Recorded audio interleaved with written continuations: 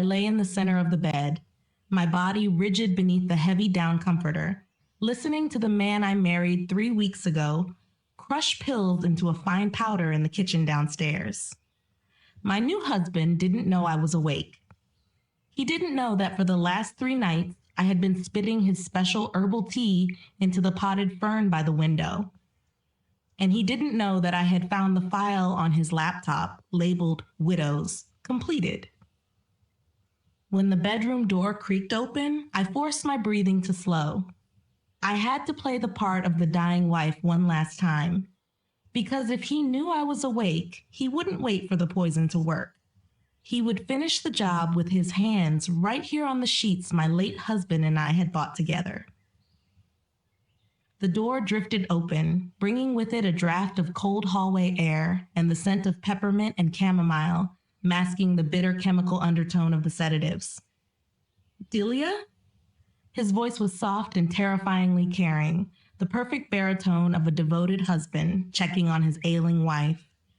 I waited a beat, then another, before letting out a low, confused murmur and shifting my weight as if dragging myself up from the depths of a heavy slumber. "Spencer?" I whispered, my voice thick with a performance I was terrified he would see through. "Is that you? What time is it?" "Shh, go back to sleep, sweetheart," he soothed, moving into the room, his silhouette blocking out the dim light from the hallway. "I just brought you your tea. You barely touched dinner, and I don't want you waking up with a headache again." He sat on the edge of the bed, the mattress dipping under his weight, trapping me between his body and the mountain of pillows. He was too close. I could smell the expensive scotch on his breath, mixed with the mint of the tea, and I could feel the heat radiating from him, a predator's warmth. He reached out, his hand brushing a stray lock of gray hair from my forehead, his fingers lingering near my temple, near the pulse point that was hammering so hard I was certain he could feel it against his skin. "Here," he said, lifting the mug to my lips, the steam curling up into my face. "Sit up just a little and drink it while it's hot. It'll help you drift off." I pushed myself up against the headboard, my limbs feeling heavy not from drugs, but from the paralyzing weight of fear. I took the mug, the ceramic warm against my cold palms, the same mug Nick had given me for our 20th anniversary, now being used as the vessel for my murder. Spencer didn't move. He sat there, watching me with eyes that glinted in the shadows, waiting. He wasn't going to leave the mug on the nightstand tonight. He was going to make sure I drank it. My throat tightened, a physical rejection of the poison, but I knew I had to sell the lie. I lifted the mug, the steam clouding my vision, and tilted it. I let the liquid touch my lips, burning and sweet, and allowed a small mouthful to enter, holding it in the pocket of my cheek, praying he wouldn't notice the lack of a swallow. "That's it," he whispered, watching my throat. "Finish it, Delia. You need the rest." He watched me like a scientist observing a lab rat. I took another fake sip, then another, the liquid pooling in my mouth, the bitterness seeping into my tongue, tasting like chalk and betrayal. I lowered the mug, feigning exhaustion, my hand trembling, which wasn't acting, and offered him a weak, sleepy smile. "It's hot," I mumbled, letting my eyes drift closed again. Let me let it cool for a minute. Just a minute." For a second, the air in the room froze. Spencer didn't move. He stared at me, his gaze dropping to the mug still half full in my hands, then back to my face. Did he suspect? Did he know I was holding the poison in my mouth? If he reached out and touched my cheek, he would feel the bulge of the liquid. If he forced my jaw open, it would be over. Then the tension broke. He patted my leg, a gesture of ownership. "All right," he said, standing up. "But drink it all, Delia. I want you sleeping soundly tonight. I have some work to finish in the study, but I'll be up soon." He walked to the door, pausing on the threshold to look back at me one last time, a dark shape against the light, analyzing his investment. Then he closed the door, and the latch clicked. The moment the latch clicked, I scrambled out of bed, rushing to the ensuite bathroom on silent, stockinged feet. I knelt over the sink and spat the liquid out, watching the chaotic swirl of tea and white powder disappear down the drain. I ran the tap on a trickle, terrified the noise of rushing water would travel through the old pipes and alert him, and rinsed my mouth frantically, scrubbing my tongue with my thumb to remove the residue. Suddenly, I froze. The pipes in this old Victorian house groaned when the water ran, a deep, shuddering vibration that traveled through the walls. In my panic, I hadn't thought about the sound. The water from the tap was cold, numbing my fingers, but I didn't dare turn it off, afraid the sudden silence would be even more suspicious than the noise. I stared at the bathroom door, realizing with a jolt of pure terror that I hadn't locked it. I never locked it. Nick and I had never had secrets. I held my breath, water dripping from my chin onto the marble, waiting. Had he heard the pipes? Was he standing just on the other side of that wood, listening to his sedated wife frantically scrubbing her tongue? The shadow of feet appeared in the gap beneath the door, dark interruptions in the hallway light. My heart slammed against my ribs so hard I thought it would crack them. He hadn't gone to the study. He was right there, standing, listening, weighing the silence. If I turned off the water now, would he come in? If I left it running, would he wonder why a woman who just took a sedative was washing her face? I backed away, pressing myself against the cold tile of the shower wall, my eyes fixed on the brass doorknob. Turn, I thought, my hand instinctively reaching for a heavy glass bottle of perfume on the shelf. If that doorknob turns, I will fight, and I will scream. I will not die in this bathroom. The shadow lingered for an eternity, 5 seconds that stretched into a lifetime.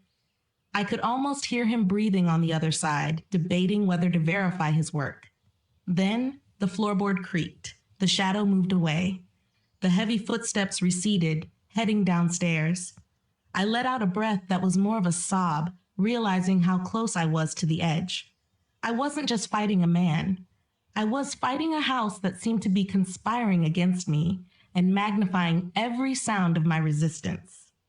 I crept back into the bedroom, my heart still racing. I needed to empty the rest of the mug. The plant by the window was already saturated, the leaves curling brown from a week of toxic watering.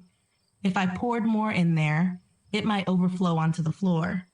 I moved to the window, intending to open it and pour the tea into the snowbox outside, but my hand froze on the latch. Below, in the spilled light from the kitchen window, a shadow stretched across the snow. Spencer wasn't in the study. He was standing outside on the patio, wearing his heavy coat and smoking a cigarette, a habit he had sworn he quit 10 years ago. But that wasn't what made my blood run cold. He was looking up. He was looking directly at the bedroom window. I threw myself flat against the floor, pressing my cheek into the rug, praying the darkness of the room had hidden me. Had he seen me?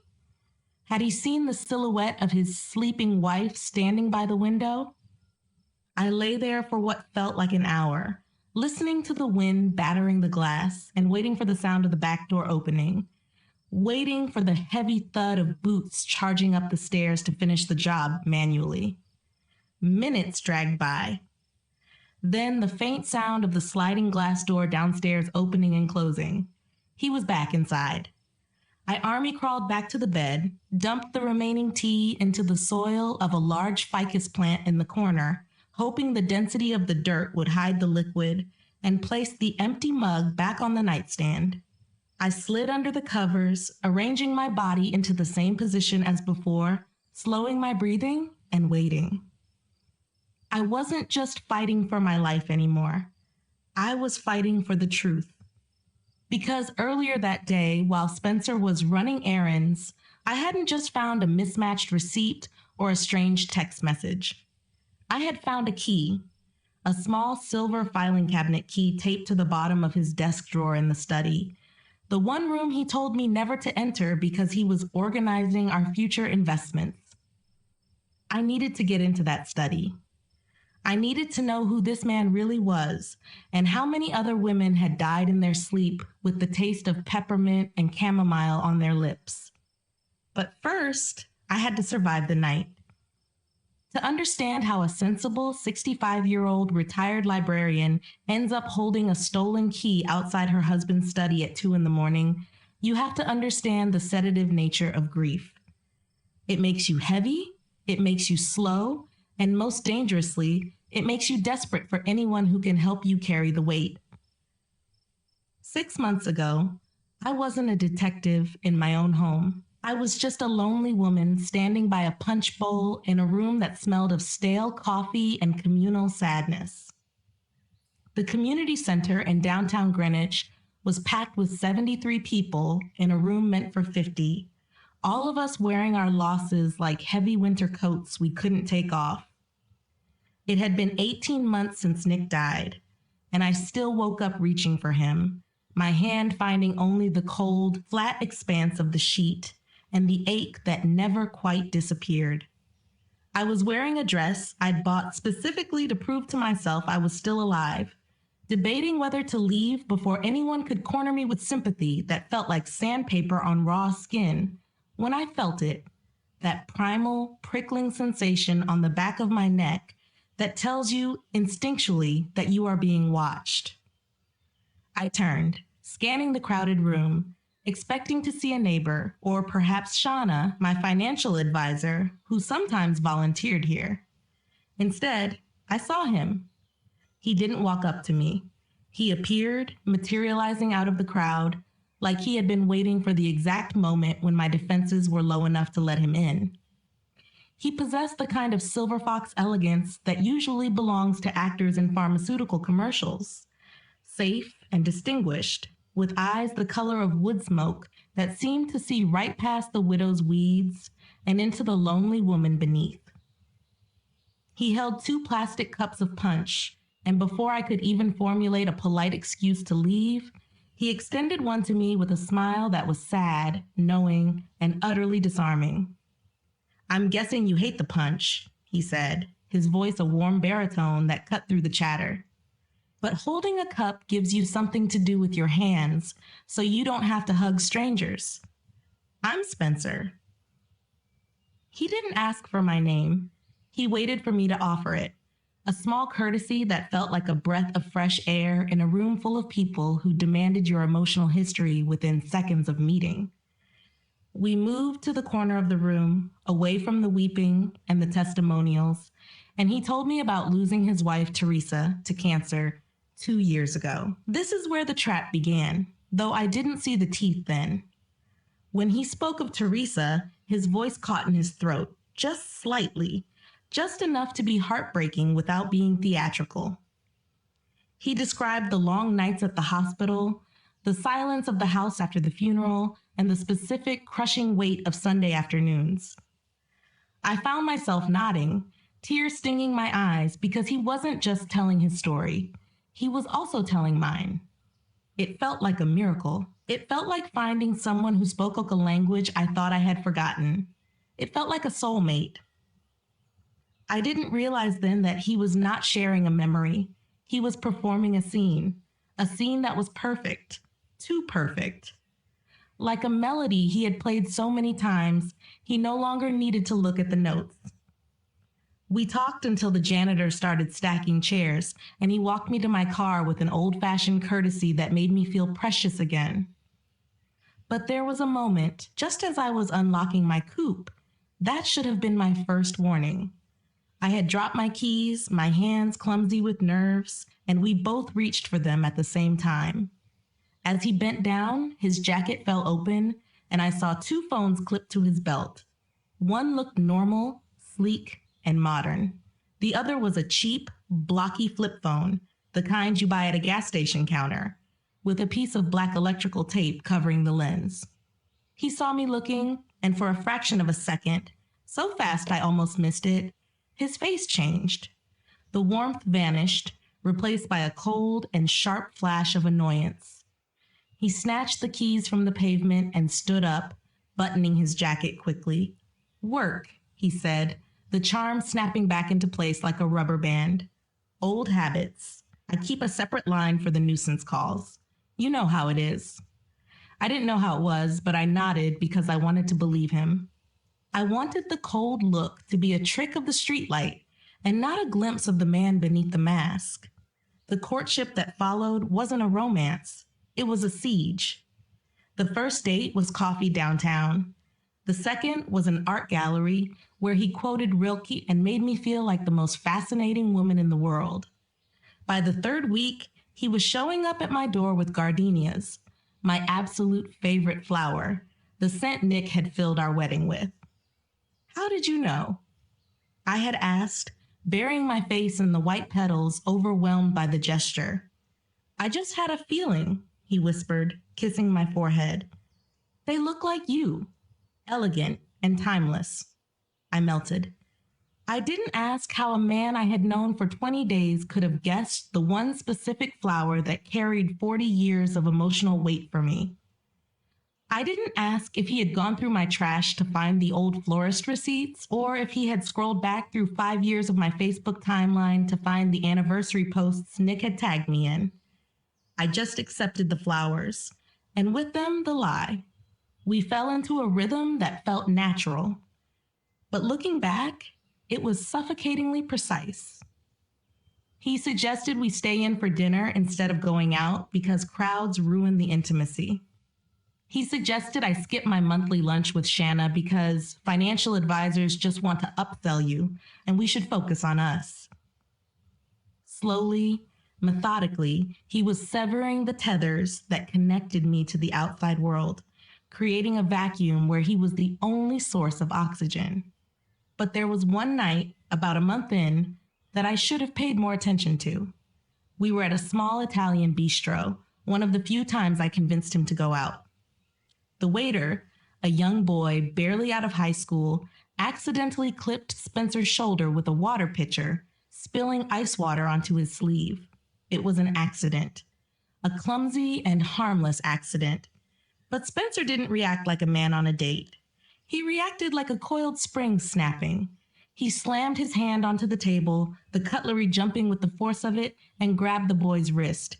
His face twisted into a snarl of pure and unadulterated violence, a look so ugly and so alien to the man, I thought I knew that I froze. "You stupid little sheet," he hissed, his voice low and dangerous. "Do you have any idea how much this shirt costs?" The boy stammered an apology, terrified, trying to pull away, but Spencer's grip was white-knuckled. The boy whined, "Sir, please, you're hurting me." "I'll do worse than hurt you if you don't learn to watch where you're walking," Spencer snarled, leaning in, his eyes dead and flat. For 3 seconds, I saw the killer. I saw the rage that lived just beneath the surface of the charm. Then he looked at me. He saw the shock on my face. And just like that, the mask slid back into place. He released the boy, smoothed his sleeve, and gave me a sheepish, apologetic smile. "I'm sorry, Delia. Startled me. I have a bit of a temper when it comes to incompetence. I'm working on it." I forgave him. I blamed the stress of his real estate business and ignored the fact that for 3 seconds, I had been sitting across from a monster. 6 weeks in, he mentioned casually that he was between homes, having sold his place in Seattle to escape the memories of Teresa. When he moved his bags into my guest room, just for a few days while I closed on a condo, I felt relieved. I liked the noise of him in the house, and I liked having someone to cook for. But the few days turned into weeks. His toothbrush appeared in my master bathroom. His laptop took up residence on Nick's antique desk in the study. And that was when the cracks started to show, not in his charm, but in the logistics of his life. There was the afternoon I came home early from the library and found him in the living room, deep in conversation on that second taped-up phone. His voice was different, harder, and devoid of the gentle cadence he used with me. "No, the assets are tied up in probate," he was saying, his tone clipped. "It's going to take another month. Just tell the investors to hold on. The payout is guaranteed." He hung up the second he heard the front door open, spinning around with a smile that didn't quite reach his eyes. Just business, darling. Boring real estate disputes. I thought you were retired, I said, putting down my purse, a small seed of doubt taking root in my stomach. I am, he said smoothly, walking over to massage my shoulders, his thumbs pressing into the tension there. But you know how it is. The past has a way of dragging you back in. Speaking of the future, I was thinking we should look at updating your estate planning, just to make sure you're protected. I'd hate for you to deal with probate the way I am. The transition from my business trouble to your estate planning was so seamless, so logical, that I almost missed the predatory intent behind it. Almost. I told him I'd think about it, but that night, for the first time, I didn't sleep well. I lay awake listening to his breathing and wondering why a man who claimed to be a wealthy retired architect never seemed to pay for dinner with a credit card. Always cash. Wondering why he had no photos of Teresa, claiming it was too painful to keep them, and why, whenever I walked into a room, he would subtly angle his laptop screen away from me. But the doubt didn't truly solidify until the Tuesday before I found the key. I had drunk the tea that night. This was before I started pouring it into the plant. I went to sleep at 10, but I didn't wake up in bed. I woke up standing in the dark. The air was freezing. My toes were curled over the edge of something sharp. I blinked, fighting through a chemically induced fog that felt thicker than wool. I was standing at the top of the back staircase, the steep, narrow wooden stairs that led down to the stone floor of the mudroom. It was the longest and deadliest drop in the house. I swayed, vertigo washing over me as the darkness spun. Then I felt hands on my waist. "Steady, Delia," Spencer whispered. His breath was hot on my ear, smelling of toothpaste and anticipation. He wasn't exactly pulling me back. His hands were flat against my lower back, his thumbs pressing into my spine, just holding me there, teetering on the edge, perhaps testing the weight or calculating the force needed to send me tumbling into the dark. I had no idea. "You're sleepwalking again," he said softly. "Let's get you back to bed." He had guided me away, and I had lain there shivering under the covers, overwhelmed by gratitude. I told myself I was lucky. Lucky that he was awake, and lucky that he was strong enough to catch me. I didn't see the rehearsal, or rather didn't want to see the rehearsal. I only saw the rescue. I closed my eyes and thanked God for sending me someone who was strong enough to hold me back from the edge. So I married him 3 months later in a small civil ceremony and convinced myself that I had found a protector, never suspecting that his urgency was a timeline and not passion. But the doubts didn't totally die. They festered and grew in the dark like black mold until 3 days ago, when he forgot to lock the study door while he went to the store to buy the special herbs for my tea. That was when I slipped inside, my heart hammering against my ribs, and tried to open the desk drawer. It was locked. But as I fumbled underneath, checking for a spare, my fingers brushed against something taped to the underside of the wood. It was a key. My hand shook as I peeled the tape loose, but before I could fit the metal into the lock, the sound of the front door opening downstairs slammed through the silence. "Delia? I forgot my wallet." He was back. I shoved the key into my pocket and sprinted out of the study seconds before he walked into the hall.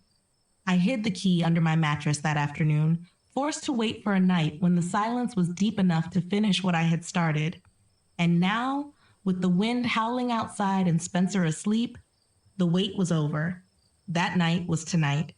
Standing in the freezing hallway, I squeezed that same silver key against my palm until it hurt, grounding myself in the terrifying clarity of the present. I took a deep breath, the cold air stinging my lungs, and gripped the key tighter. The house was silent, save for the wind howling outside like a warning. I stepped toward the study door. I didn't know what I would find in that drawer. Maybe just tax returns, maybe unpaid bills. But a voice in the back of my head, the voice of every woman who has ever been told she's paranoid when she's actually perceptive, whispered that I was about to find something much worse. I inserted the key into the lock. It turned with a soft, heavy thunk. I pushed the door open and stepped into the belly of the beast. The study smelled of leather, dust, and secrets. The air so stagnant, it felt as if the room itself was holding its breath to avoid waking the man upstairs. I closed the door behind me with agonizing slowness, wincing as the latch clicked, a sound that seemed to detonate like a gunshot in the silent house. I stood there for a moment, my ear pressed against the wood, listening for the creak of the floorboards above. But there was only the wind battering the north face of the estate and the thudding of my own heart against my ribs.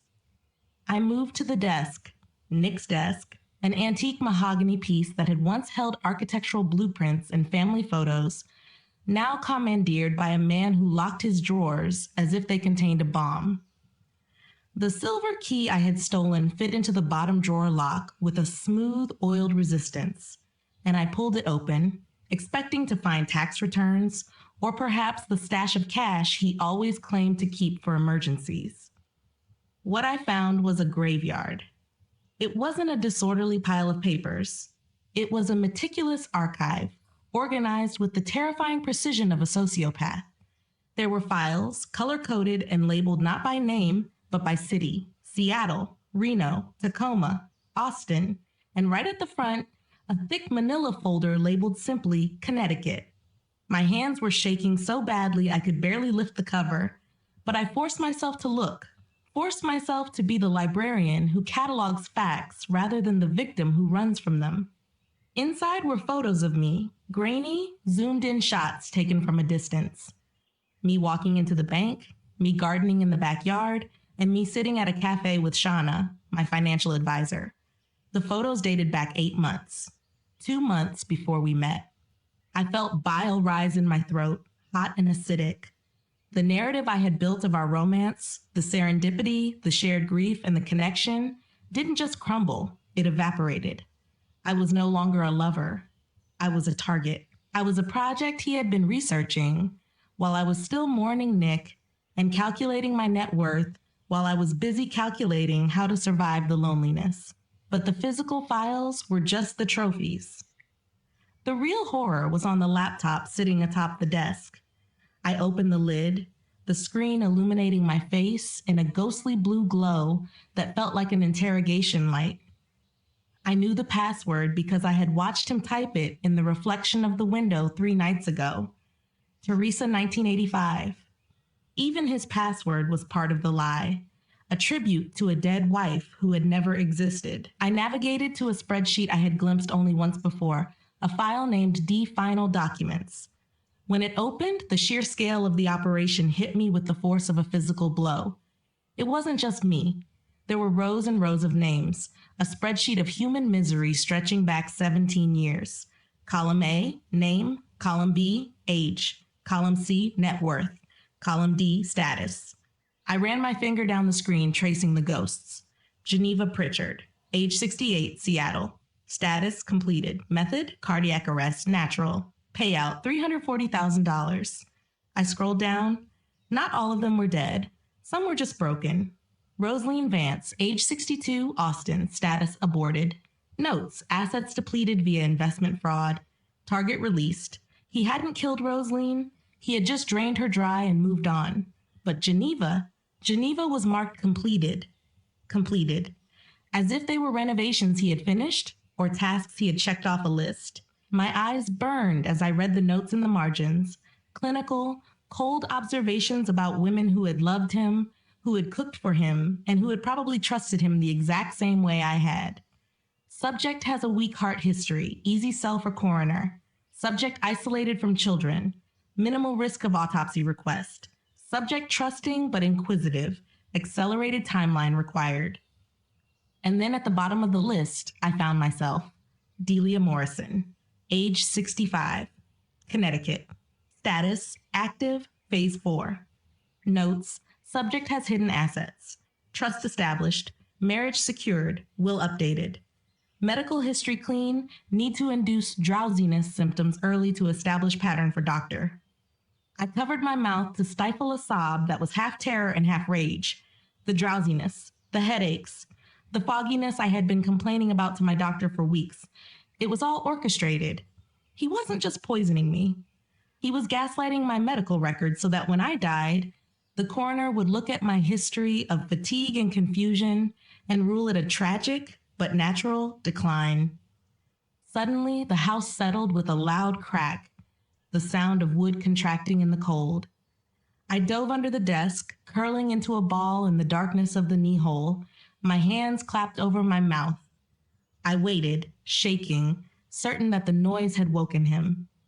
I listened for the footsteps. I imagined him standing at the top of the stairs, listening, just like I had been listening earlier. The silence stretched out, agonizing and thin. A minute passed, then two. He wasn't coming. It was just the house.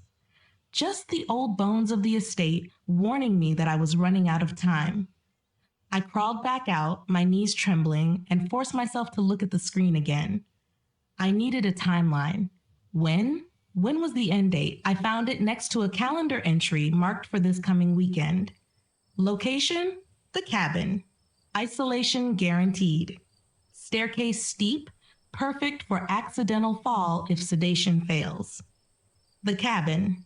He had suggested it just yesterday, a romantic getaway to the Berkshires, to reconnect, to get away from the stress of the house.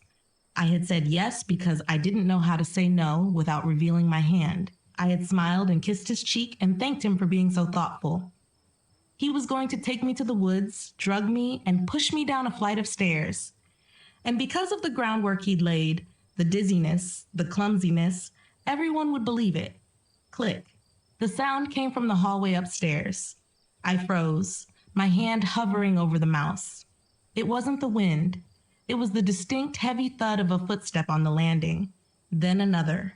Slower this time, searching. He was awake. I frantically minimized the windows, my heart hammering a frantic rhythm against my ribs. I wiped the touchpad with my sleeve to remove fingerprints, closed the laptop lid, and shoved the files back into the drawer. The key, I needed to lock it. I jammed the silver key into the lock and twisted, but my hands were shaking so hard it slipped, scraping against the metal with a screech that sounded like a scream in the quiet room. Above me, the footsteps stopped. Silence. Then the sound of movement changed. It wasn't a wander anymore. It was purposeful. He was walking toward the stairs. I was trapped. If he found me in here, with the key in my hand and the smell of fear rolling off me, he wouldn't wait for the cabin. He wouldn't wait for the perfect accident. He would solve the problem right now, in the study, and drag my body to the bottom of the stairs himself. I scrambled backward, looking for a place to hide, but there was nowhere. The only way out was the door, and he was coming down the hall. I had seconds, not minutes. Seconds. I killed the desk lamp, plunging the room into darkness, and pressed myself behind the heavy velvet curtains of the bay window, clutching the silver key so tight it cut into my palm. The doorknob turned. The door opened, and Dennis Rourke stepped into the room. The beam of his phone flashlight cut through the darkness like a scalpel, slicing across the mahogany desk I had vacated only seconds before, and resting on the leather chair that was still spinning ever so slightly from my frantic exit. I stood pressed against the cold glass of the bay window, hidden behind the heavy velvet drapes, clutching the silver key so tightly that the metal bit into my palm, drawing a bead of blood that I prayed wouldn't drip onto the floorboards. Dennis? I couldn't call him Spencer anymore, not even in my head.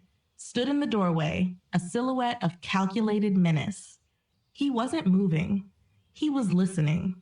The silence in the room was absolute, a vacuum where even the sound of dust settling felt deafening.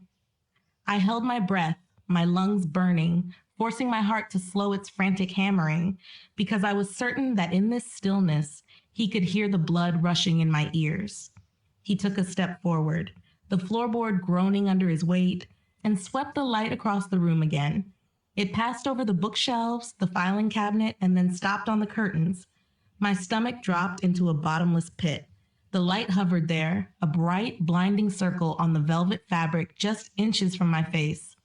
I squeezed my eyes shut, preparing for the yank of the curtain, the exposure, the violence.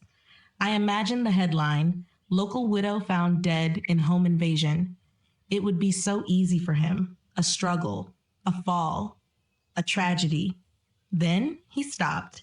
He turned back to the desk and placed his hand on the top of the laptop I had just closed. "It's warm," I screamed internally. "The battery is still hot." He frowned, his head tilting as the heat registered against his palm. He opened his mouth to call out my name. Then suddenly, crash! A sound like a gunshot shattered the silence. A heavy wooden shutter on the north side of the house slamming violently against the siding in the wind.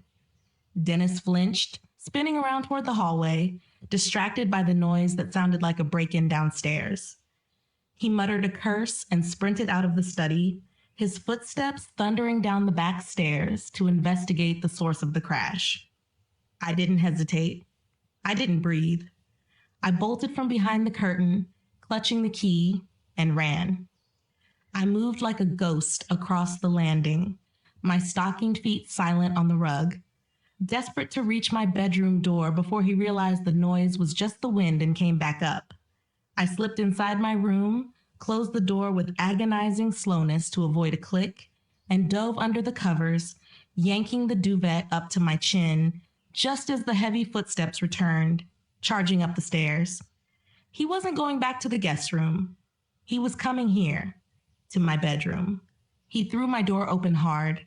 I lay perfectly still, forcing my lungs to take shallow and rhythmic sips of air while feigning the heavy drug-induced sleep of a dying woman.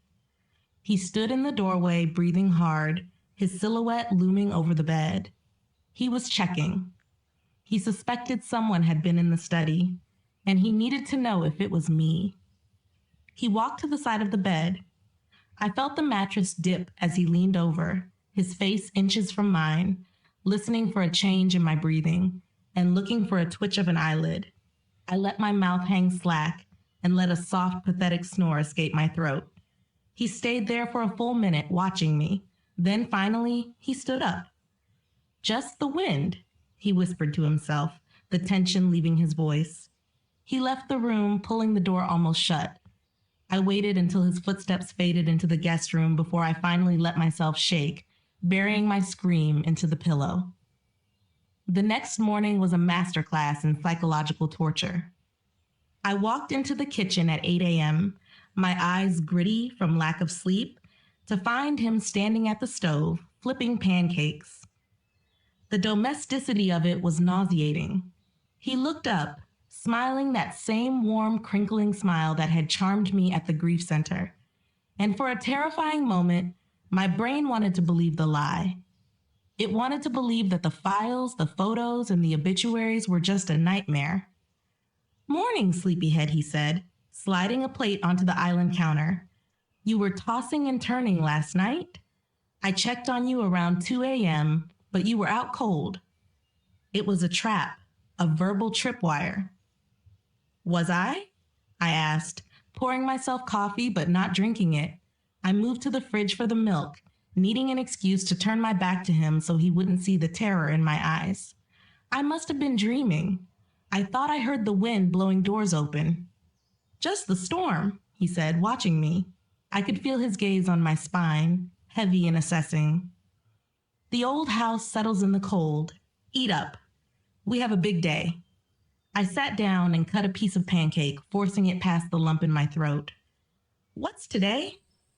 "Packing," he said, leaning against the counter, crossing his arms. "I booked the cabin for tomorrow. I know we talked about waiting for the weekend, but I saw the weather report. There's a break in the snow tomorrow morning, and I thought, why wait? You look exhausted, Delia. You look frail. The mountain air will be good for you." Frail.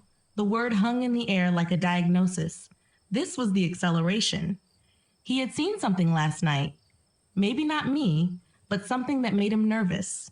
The warm laptop, the noise. He was moving the timeline up. He wasn't waiting for the weekend anymore. He was taking me to the kill box tomorrow. I had a choice. I could scream. I could run out the front door, drive to the police station, and dump the stolen key and the photos on the desk of the local sheriff. I would be safe. I would be alive. But then I thought about the spreadsheet. I thought about Geneva Pritchard, whose death was ruled natural.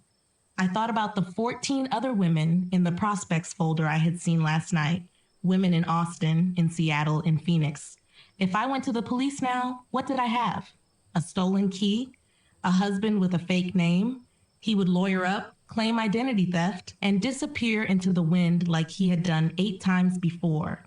And 6 months from now, another widow in another city would meet a charming man at a support group. I looked at him, eating his breakfast with the casual arrogance of a man who thinks sheep don't have teeth. That sounds wonderful, I said, lifting the coffee mug to my lips and faking a sip. I think I really need to get away. The rest of the day was a blur of preparation and deception. I packed my bag, but buried beneath the wool sweaters and thick socks were the tools of my survival. A portable battery charger, a small can of pepper spray I had bought years ago for dog walking, and my phone, ensuring the storage was cleared and the battery was at 100%. Because if this device died or broke, my only witness died with it. At 4 p.m., while he was outside loading the car, shoveling the driveway with a performance of rugged helpfulness, I locked myself in the bathroom and turned on the shower to mask the sound of my voice. I dialed Jolene. It had started with Shanna just 3 days ago. She had spotted strange withdrawals in my accounts and, terrified I was being conned, had hired a PI behind my back to run a rush background check. She had practically forced me to meet the investigator yesterday, begging me to look at what they found. I had gone to that meeting angry, intending to fire the PI for snooping.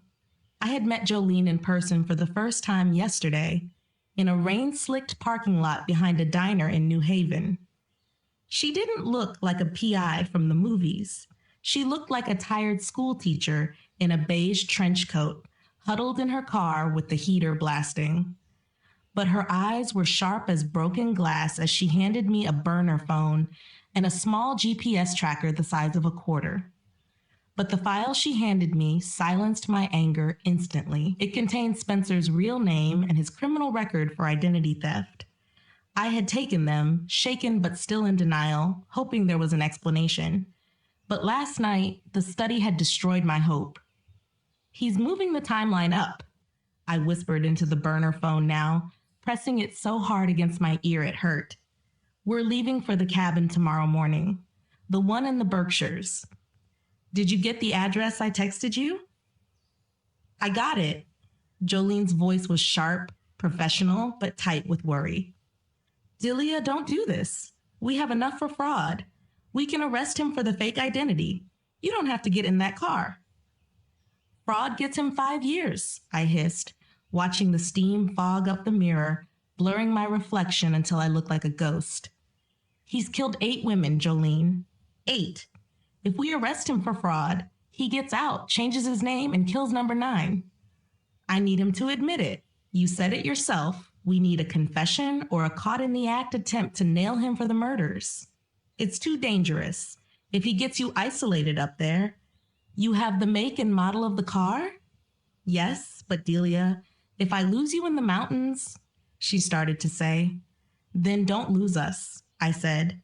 Stay back, but keep eyes on the bumper. If I don't check in by 9 p.m. tomorrow night, you send the cavalry, but not before. I need him to feel safe and to think he's won. I hung up before she could argue, deleted the call log, and stepped out of the bathroom just as the front door opened downstairs. Delia? His voice boomed up the stairs. Are you okay up there? You've been in there a long time. Are you feeling confused again? My hands clenched into fists, confused. He was building the narrative for the police report. She was confused, officer. She spent hours in the bathroom. I should have known she was unstable. I'm fine, Spencer. I called back, infusing my voice with a brittle cheerfulness, just pampering myself before the trip. I walked into the bedroom and saw my suitcase open on the bed. He had been through it. My clothes were folded slightly differently. Had he found the pepper spray? Had he found the backup battery? I checked the side pocket. The pepper spray was gone. My blood ran cold. He knew, or at least he was disarming me. He hadn't mentioned it. He had just removed it, silently, like a parent taking scissors away from a toddler. I stood there, staring at the empty pocket, realizing the game had changed. He wasn't just planning an accident, he was anticipating a fight. He walked into the room, wiping snow off his hands with a rag, his eyes scanning my face for a reaction. He wanted me to ask. He wanted me to say, "Where is my pepper spray?" So he could feign ignorance or concern. I smiled at him. "All packed. I can't wait for the fresh air." He smiled back, but the skin around his eyes didn't crinkle. Me neither. "It's going to be just us. Miles from anyone. Just you and me." The promise sounded like a threat. I lay in bed that night, listening to him breathe beside me, realizing that this was the last night I would sleep in this house. Maybe the last night I would sleep anywhere. The next morning, the sky was a bruised purple, heavy with unfallen snow. We got into the car, the doors locking with a heavy thud that sealed us inside. As we pulled out of the long driveway, leaving the safety of the estate behind, I looked at the side mirror. The road behind us was empty. No Jolene, no police, just the white, blank stare of winter. I turned forward, watching the road stretch out toward the mountains, toward the cabin, toward the kill box. "You comfortable?" he asked, resting his hand on my knee. "Perfect," I said, and we drove into the silence. The cabin was a jagged scar of timber and glass cut into the side of the mountain, miles past the point where the paved road surrendered to gravel and the cell service bars on my phone flickered and died. It was beautiful in the way a weapon is beautiful, cold, sharp, and designed for a specific purpose. As Spencer parked the car, the silence of the Berkshires pressed against the windows, heavy and absolute, a physical weight that reminded me that if I screamed out here, the sound wouldn't even travel as far as the tree line. We unpacked in a silence that Spencer mistook for tranquility, but was actually the holding of breath before a plunge. He carried the bags, my suitcase lighter now without the pepper spray he had stolen, and made a show of locking the heavy oak front door. Click. The deadbolt slid home. "No service," he said, checking his phone with a theatrical frown that didn't reach his eyes. "Looks like we're really off the grid, Delia. Just what the doctor ordered." "Perfect," I lied, my hand tightening around the phone in my pocket. I had one bar of signal left, a ghost of a connection that faded in and out. I needed to keep him talking. I needed him to confess and capture it on the local drive before he found the phone and destroyed it. The afternoon bled into a bruised purple twilight.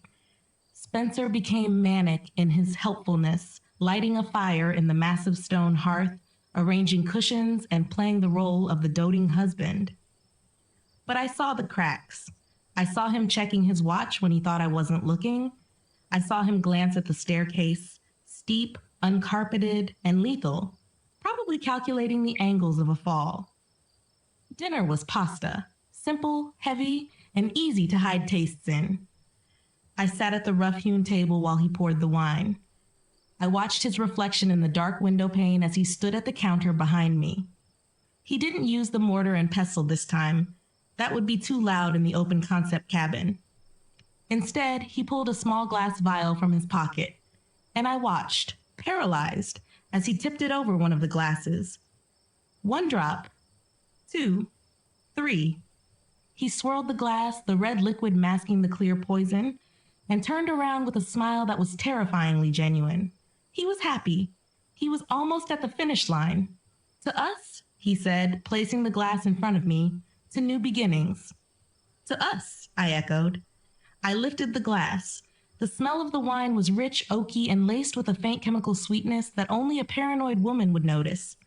I let the liquid touch my lips. I tilted my head back, and I didn't drink. I held the mouthful in my cheek, the burn of the alcohol stinging the soft tissue, and smiled at him. He watched my throat. He was waiting for the swallow. I swallowed, just air, and lowered the glass. Delicious, I said. Drink up, he urged gently. It'll warm you up. The next hour was a torture of sleight of hand. I feigned sips. I dabbed my mouth with a thick paper napkin, spitting small amounts into the folds of the paper until it was a soggy, red ruin in my lap. I waited for him to look at the fire, then poured an inch into the potted succulent on the table.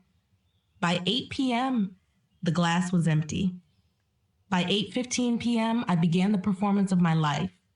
I let my eyelids droop. I let my speech slur, catching on words like tomorrow and tired.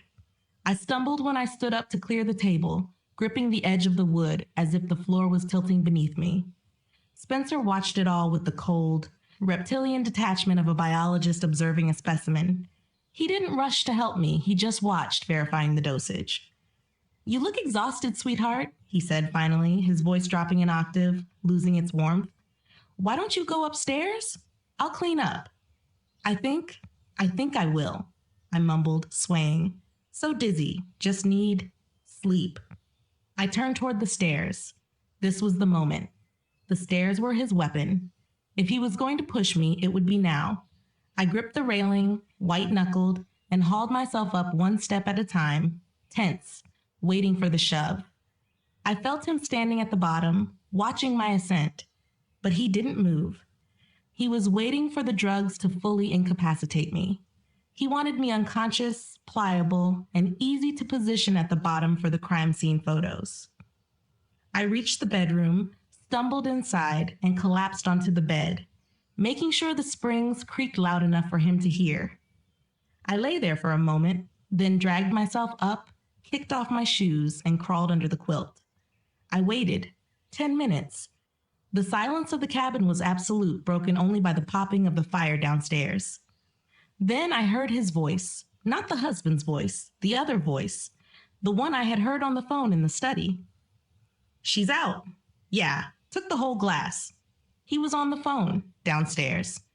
I slid out of bed, moving on stockinged feet, and crept to the landing. I pressed myself against the shadows of the banister, peering down into the living room. Spencer, Dennis, was pacing in front of the fire with a glass of scotch in his hand. No, it's better than the tea, he was saying, a laugh barking out of his chest. Cleaner. The tea takes weeks to build up plausible deniability in the medical records, but the liquid stuff? It mimics heart failure perfectly if you mix it with the altitude. Coroners up here are lazy. Once they see an old lady and they see a steep staircase, they sign the certificate. My hand shook as I pulled my phone from my pocket. The recording app was running. The waveform was bouncing, catching every word. Don't worry about the money, he said. The probate in Connecticut is faster than Washington. We should have access to the liquid assets in 30 days. The house will take longer to sell, but the portfolio is worth $1.8 million alone. It's a good haul, Thea. Better than Geneva and better than Vivienne. He paused, listening to the person on the other end. Thea? His partner? Yeah, he sneered, looking up at the ceiling, looking right at the spot where I was hiding in the shadows. She was easy. Pathetic, really. So desperate for someone to hold her hand that she didn't even check the background. I could have told her I was an astronaut and she would have believed it. That's the thing about widows, honey. They're already half dead. I just finished the job. Rage, hot and purifying, flooded my veins, burning away the fear. Pathetic. Half dead. He hung up the phone and tossed it onto the sofa, finished his scotch in one gulp, set the glass down, and turned toward the stairs. He was coming up to kill me. But this time, I didn't run back to the bed. I didn't hide. I stood up. I walked to the top of the stairs, fully visible in the firelight rising from below. Dennis stopped on the bottom step, his hand on the newel post, and looked up. He saw me. He saw that I wasn't swaying, saw that I wasn't slurring, saw that I was standing straight, my phone in my hand, and the red light of the recording app glowing like an accusation in the dim light. "You're awake," he said. It wasn't a question. It was a calculation. "I never drank the wine, Dennis," I said, my voice steady, echoing off the high beams of the ceiling. "Just like I haven't drunk the tea for 4 days." The use of his real name hit him like a physical slap. His face didn't crumble, it hardened, and the mask fell away completely, revealing the predator beneath, the eyes flat and the mouth cruel. "You know," he said softly. "I know about Geneva," I said, descending one step. "I know about Vivian. I know about the spreadsheet and the 14 women in the folder you're planning to target next. And I know your name is Dennis Rourke, and you're going to die in prison." He stared at me for a long second, and then he smiled. But it wasn't the Spencer smile. It was a smile of pure, unadulterated malice. "You think you're clever, Delia? You think because you found a file you've won?" He took a step up, then another. "Who are you going to tell? We're 20 miles from the nearest town. No cell service." "I have service," I lied, holding up the phone. "And this entire conversation is being sent to a private investigator who is currently 5 miles down the road with the state police." He hesitated. For a fraction of a second, he looked at the window, checking for lights, checking for sirens. He saw nothing but darkness. "You're lying," he whispered. "If the police were here, they would have kicked the door in by now." He realized the truth before I could bluff again. He realized he was alone with me, and that he was stronger, younger, and desperate. "You should have just drunk the wine, Delia," he snarled. "It would have been painless. Now it's going to be messy." He lunged. He cleared the first 3 steps in a single bound, moving with a terrifying, animalistic speed. I turned and scrambled back up toward the landing, screaming for help that I knew couldn't hear me. I made it to the bedroom door, trying to slam it, but he was too fast. He hit the door with his shoulder, sending me flying backward onto the rug. I scrambled back, crab walking away from him and kicking out as he loomed over me. He wasn't trying to fake an accident anymore. He reached down, his hands closing around my throat, squeezing with the crushing strength of a man who has done this 8 times before. "Pathetic," he spat, his face inches from mine, his spittle hitting my cheek. "Weak, you're all the same." My vision started to spot with gray as I clawed at his wrists, my nails digging into his skin, but he didn't even flinch. The room began to tunnel. The sound of the wind outside faded into a high-pitched ringing. I couldn't breathe. I was going to die. I was going to be number 9, not because I drank the tea, but because I had waited too long to run. My hand flailed on the floor, searching for a weapon, for anything. My fingers brushed against the heavy ceramic lamp on the bedside table. I gripped the cord. Dennis tightened his grip, his thumbs crushing my windpipe, a look of twisted triumph on his face. I pulled. The lamp didn't fall. I pulled it down. The heavy ceramic base crashed into the side of Dennis's head with a sickening crack, shattering on impact. His grip on my throat loosened instantly, and he roared, not in pain but in shock, and recoiled, clutching his bleeding ear. Air rushed back into my lungs in a burning, ragged gasp that tasted of carpet dust and survival. I didn't wait to see if he was incapacitated. I kicked him hard in the chest, scrambling backward on my elbows, putting the bed between us. He shook his head, blood streaming down his neck, staining the collar of his expensive sweater. When he looked up, the cool, calculating predator was gone. In his place was a feral animal, wounded and cornered. "You beach," he wheezed, stumbling toward me, his eyes unfocused but murderous. "You think that changes anything? You think you're getting out of here?" He lunged across the mattress, grabbing my ankle. I screamed, kicking at his face with my other foot, but his grip was iron. He dragged me toward him, the friction burning my skin, his bloody hands reaching for my throat again. Crash. The sound wasn't the lamp this time. It was the front door downstairs. Wood splintering, metal groaning. Then, heavy boots thundering on the stairs. Police! Federal agents! Show us your hands! Dennis froze. His hands hovered inches from my neck. He looked at the door, then back at me, terror finally eclipsing the rage in his eyes. For 17 years, he had been the monster in the dark. Now the lights were on. Get off her! The bedroom door flew open, hitting the wall with a thunderous bang. 3 figures in tactical gear filled the room, weapons drawn, red laser sights dancing across Dennis's chest. Behind them, breathless and pale, stood Jolene. Dennis slowly raised his hands, the blood from his ear dripping onto the white duvet cover, a stark red stain on the pristine domestic lie he had built. Don't shoot, he whimpered, his voice trembling. It was a misunderstanding. She attacked me. Look at my head. She's crazy. I sat up, clutching my bruised throat, coughing as I pointed a shaking finger at him. The phone? I rasped to Jolene. It's all on the phone. They arrested Dennis Rourke. Turned out his real name was Stephen Hale. Right there in the kill box he had designed for me.